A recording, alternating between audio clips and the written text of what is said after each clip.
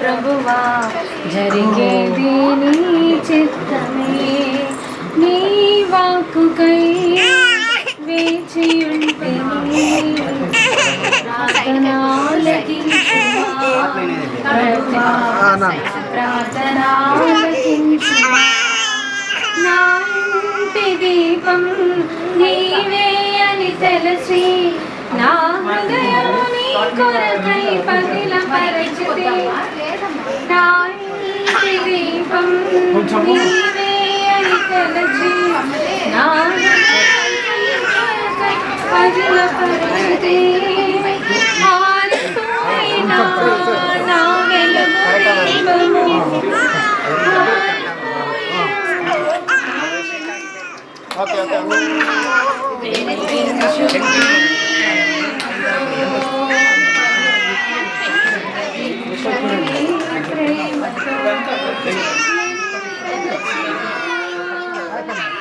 Haven తల్లికి కమ్మలు కుట్టించాలని చాలా రోజుల నుంచి ఆశపడ్డాను. బర్త్డే ముందల కుట్టించేయాలని. బావ ఇప్పుడే వద్దు, 18 years వచ్చినాక కుట్టిద్దాము అంటే, లేదు బావ చిన్నప్పుడు కుట్టిస్తేనే బాగుంటుంది అన్న. కానీ కుట్టేటప్పుడు ఆ బ్లడ్ అదంతా చూసి చిన్న మిస్టేక్ చేసిన, ఇప్పుడు ఎందుకు కుట్టించానని ఎక్కువ ఫీల్ అయిపోయాను. పాపం చిన్న తల్లి ఎట్లా నొప్పికి భరిస్తుందో అని, అసలు ఎందుకు ఈ డిసిజన్ తీసుకున్నానని ఎక్కువ నా పైన నాకే చాలా కోపం వచ్చింది. ఆ హెవెన్ తల్లిని కమ్మలు కుట్టించారు చూసి బావ కూడా, నేను కూడా ఆ పెయిన్ అనుభవించాలని అదే రోజు బావ కూడా కుట్టించుకున్నారు.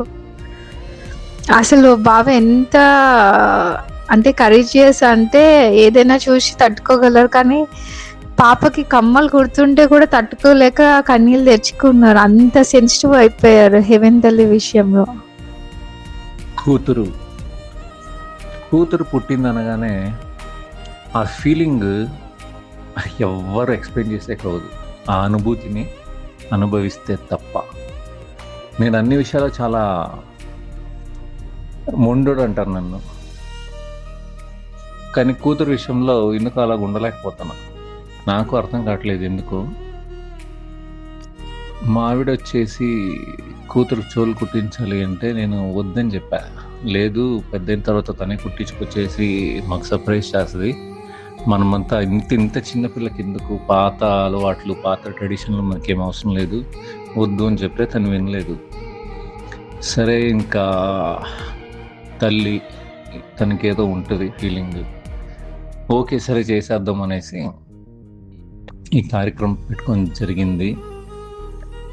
కానీ నిజంగానే నేను చూడలేకపోయినా, అసలు ఉండలేదు తనకి చెవులు కుట్టేటప్పుడు. నేను వెళ్ళేసి బెడ్రూమ్లో కూర్చొని ఉన్నా, కుట్టేశారు, అయిపోయింది, బ్లడ్ వచ్చింది, బిడ్డ బాగా ఏడ్చింది. తర్వాత నేను ఈవినింగ్, లేదు తను ఎంత బాధ అనుభవించిందో నేను తెలుసుకోవాలని ఈవినింగ్ నేను చెవులు కుట్టించుకున్నా. నాకైతే పెయిన్ లేదు, కానీ ఆ పెయిన్ ఆ అమ్మాయికి ఆ వయసుకి చాలా ఎక్కువ. పాపం బిడ్డ 2 రోజులు అల్లాడింది. ఎనీవే, దేవుడి దయ వల్ల అన్ని సవ్యంగా సక్రమంగా జరిగినాయి. యేసు నామమునకి జయం. హల్లెలూయా. ఆమేన్.